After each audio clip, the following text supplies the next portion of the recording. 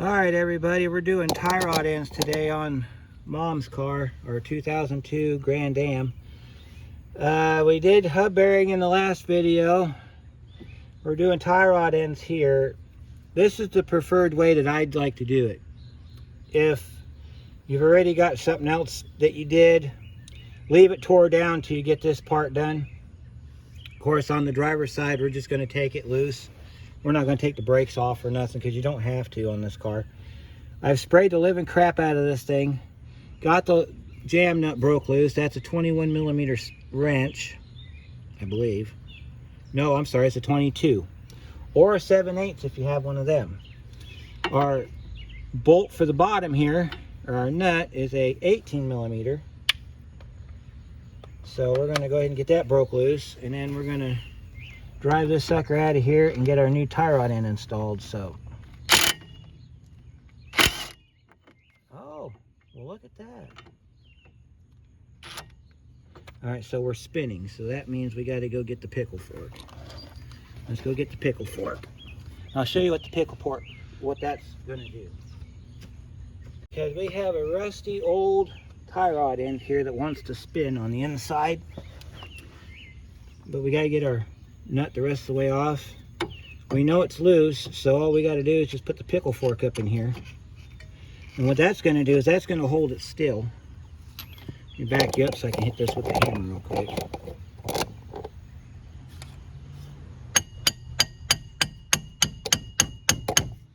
That's going to allow me to put some tension on it by holding down on the pickle fork with one hand and getting the nut off with the other hand.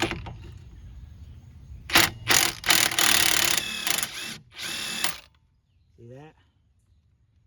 We got to pull up on it some more because our nut's not completely off yet. There it is. That's how you get your nut loose in the event that you have this problem.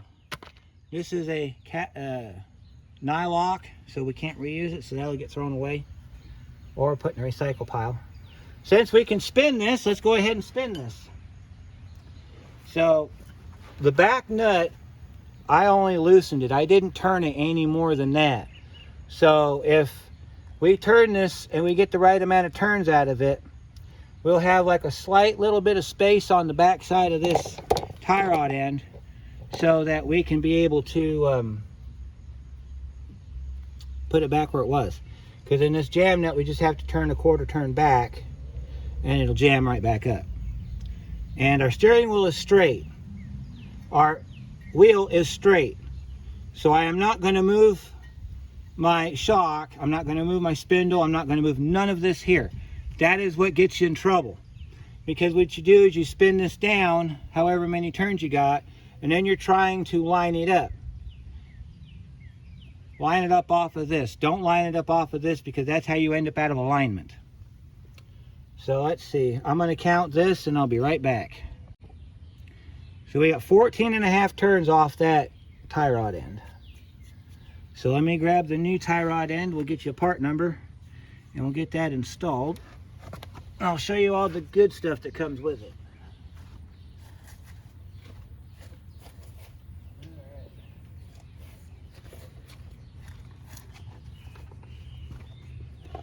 Alright, so here's your part number right there, 3455. Make sure if you get it from your parts store that you open it up first before you walk out the door with it. It should come out looking like this. You should have your new hardware in here, your grease zerk for the top. All your stuff should be in here. If you don't have it, don't leave without it because you need it. It's important.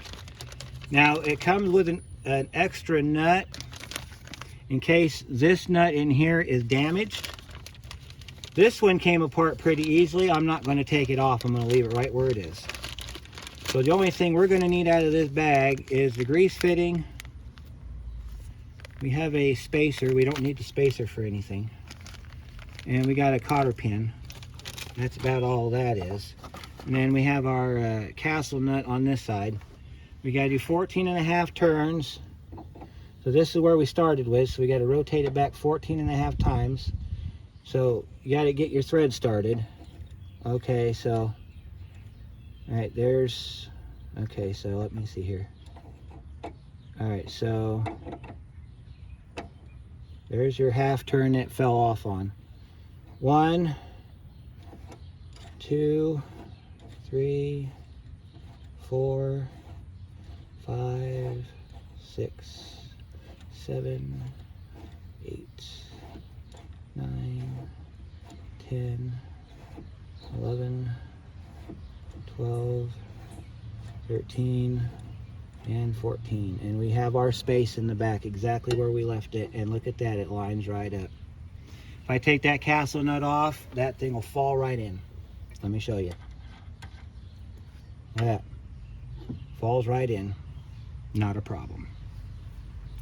We're going to tap it in though a little bit with our hammer, because these are usually pretty tight up when you get new ones. So we're going to pull our axle back.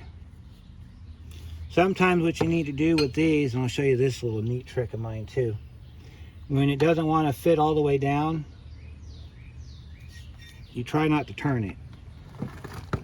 You take a socket, like a deep socket, doesn't matter what size, preferably a size closer to what you're working on.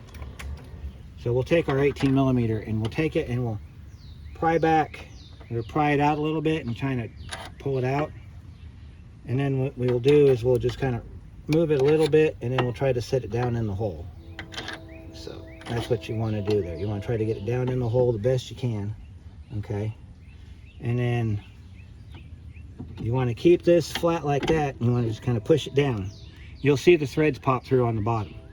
Once that's done, we can get our castle nut put back on. This one has a cotter pin that goes in it, so we've got a cotter pin to install. I got to find the castle nut that I took off. Well, anyway, at this point you want to take your 22 millimeter wrench, get back up here on the top of this nut right here, and you want to turn it back a quarter turn. You want to tighten this nut down, but you don't want to tighten it down astronomically tight, because you want to be able to get this thing off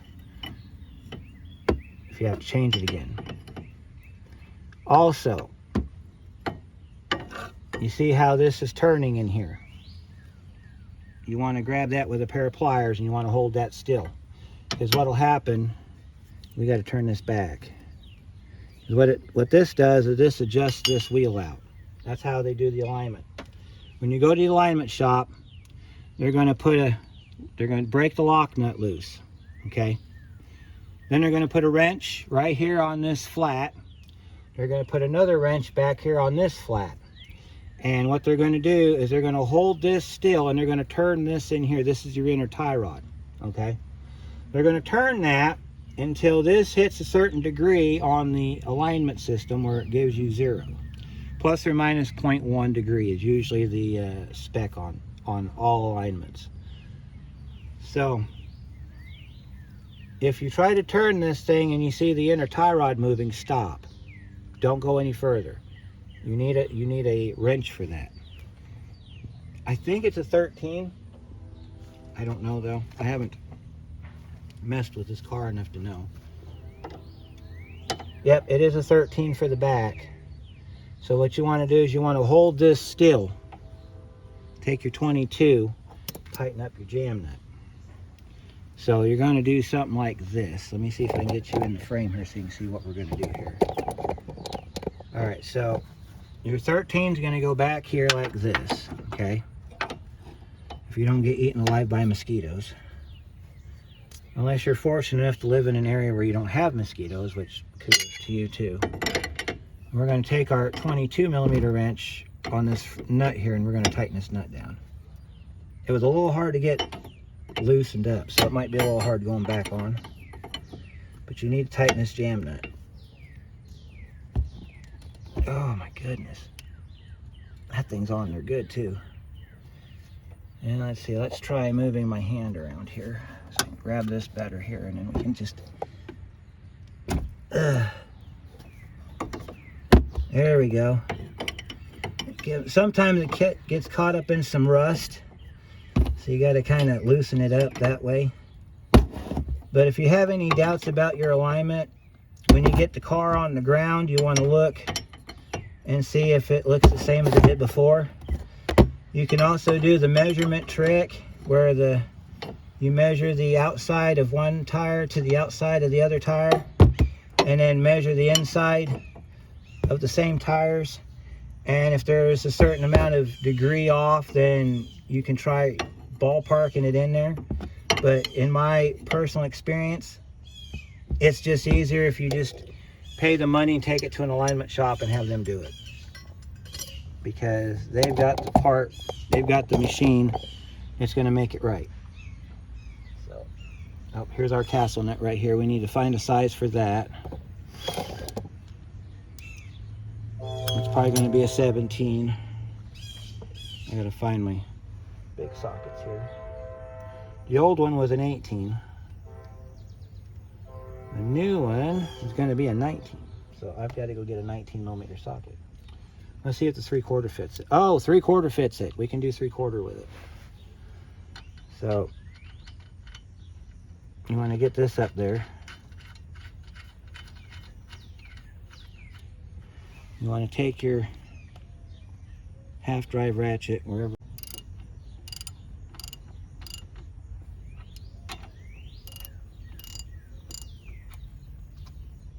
Oh, okay. Now let's zip that up a little bit with our gun here, since I don't want to be here all day. There we go.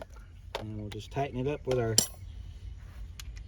ratchet here, and then we'll pop our cotter pin in. Then we'll put our grease fitting in.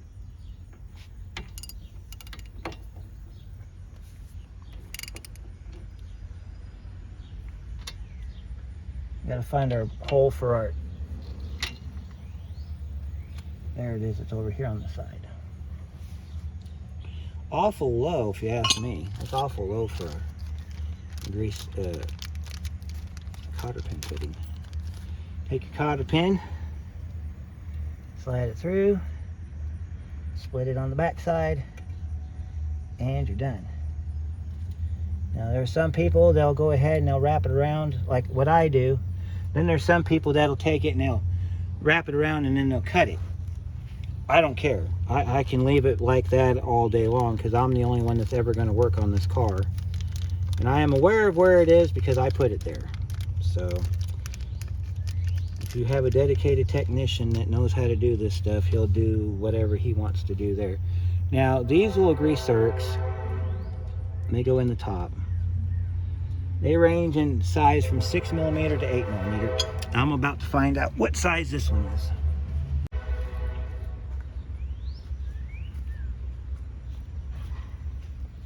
That's how you know you're at the right place. When you hear the train in the background somewhere in the video, you know you're at the right place. So this is an 8 millimeter grease fitting here. So we're going to go ahead and get that started by hand and then just tighten it down. So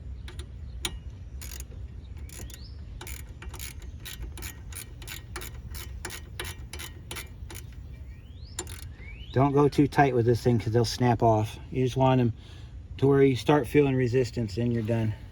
Well, now we're going to grease it. I'll show you how we grease it.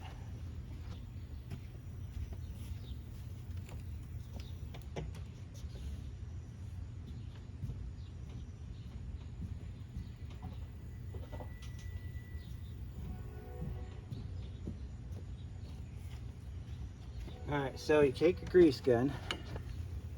You don't want to put a lot of grease in here. All you want to do is bubble that up. So sometimes it takes 4 pumps, sometimes it takes 10 pumps, depending on your grease gun. But you see how that's flat. Let me move you up here so you can get a better look at it. Alright, so you see how that's flat, okay? You want to pump that up. So this is what you're going to do. You're just going to add the grease to it.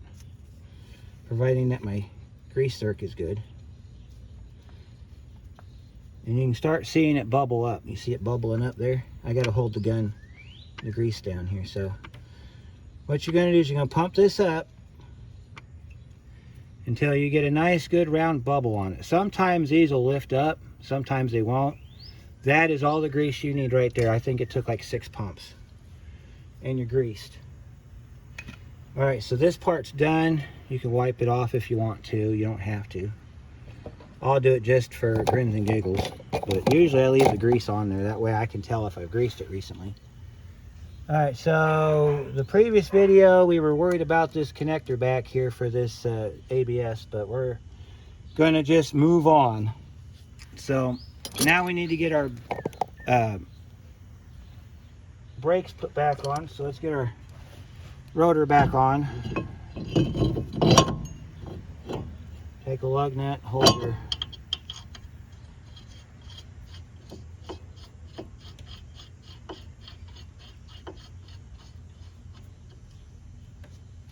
alright, and then we're going to go ahead and we're going to put our, make sure our brake pads are in the spot where they need to be. We'll go ahead and put our brake back on.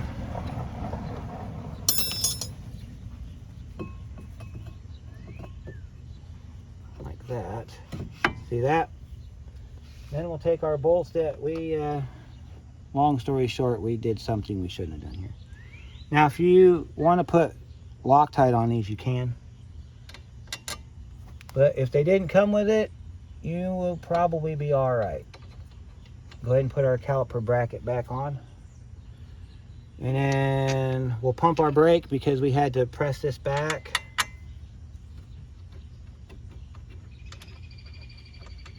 We'll tighten this down. Then we'll get our tire back on, we'll drop it on the ground, and we will be done with this side.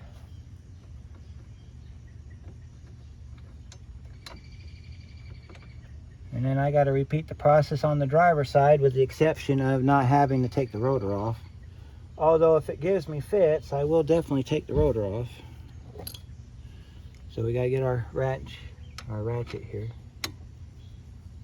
And we'll put this on the end of our electric ratchet. That way we can get this done quicker because I'm getting eaten alive out here by these mosquitoes.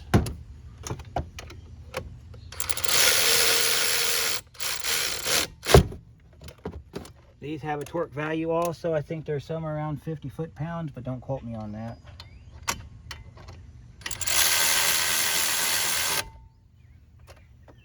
And then I take my ratchet and I tighten them up by hand.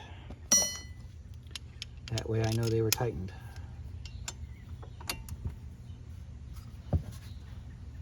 Alright, that one's tight.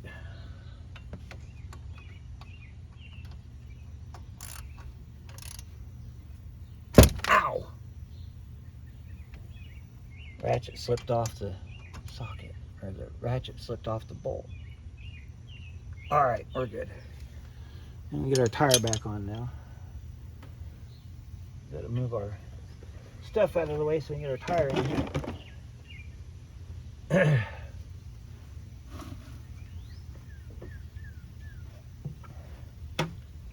Now after you get the new hub bearing installed, you shouldn't have to put any grease on the inside of the hub bearing, but if you want to, just for added guarantee that you're going to get the hub back off, or the wheel back off, you're more than welcome to. I'm not going to because there's still grease on the inside of this wheel, so I think we'll be fine. Okay, back up here so I can get to everything.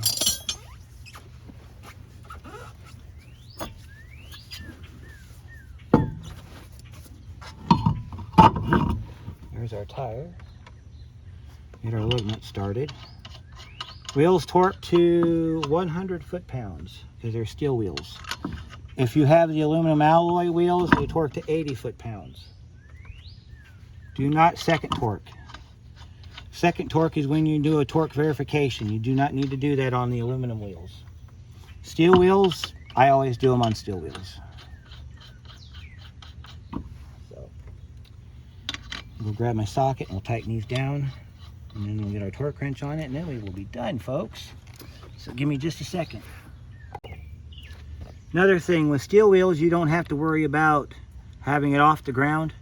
With aluminum wheels, you want it off the ground when you tighten it up. That way you don't crack the center out. So that's, when you torque an aluminum wheel, you want it slightly off the ground.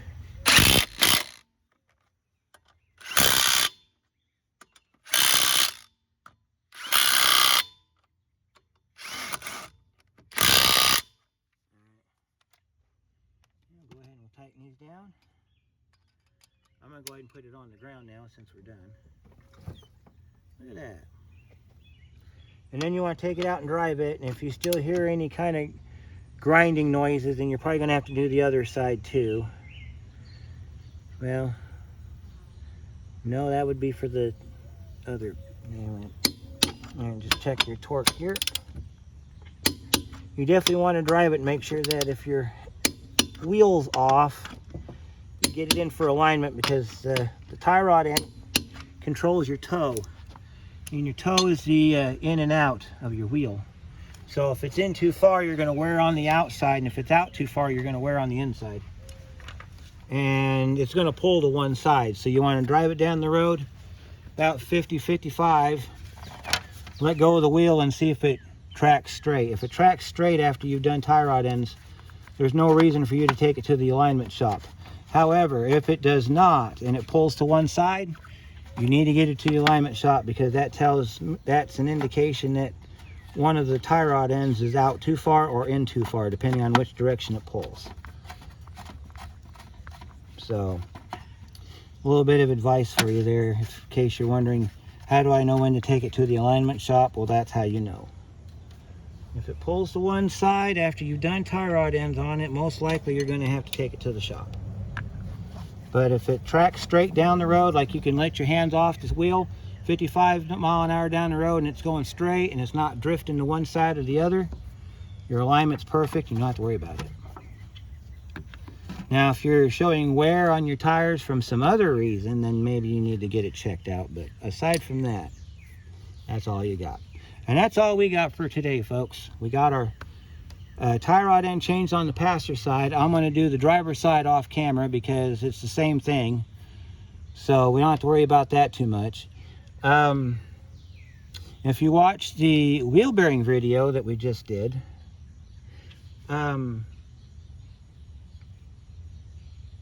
then you know how to change the wheel bearing on these. I wish the one that I had was a little bit louder than the one that I actually do have, because if it was louder, you could definitely hear it. I did a bearing video on another GM a while back, and you can definitely hear that thing. It was really making noise. So, hope you found this useful. Thank you for coming back again. Do appreciate it. And we'll see you on the next one.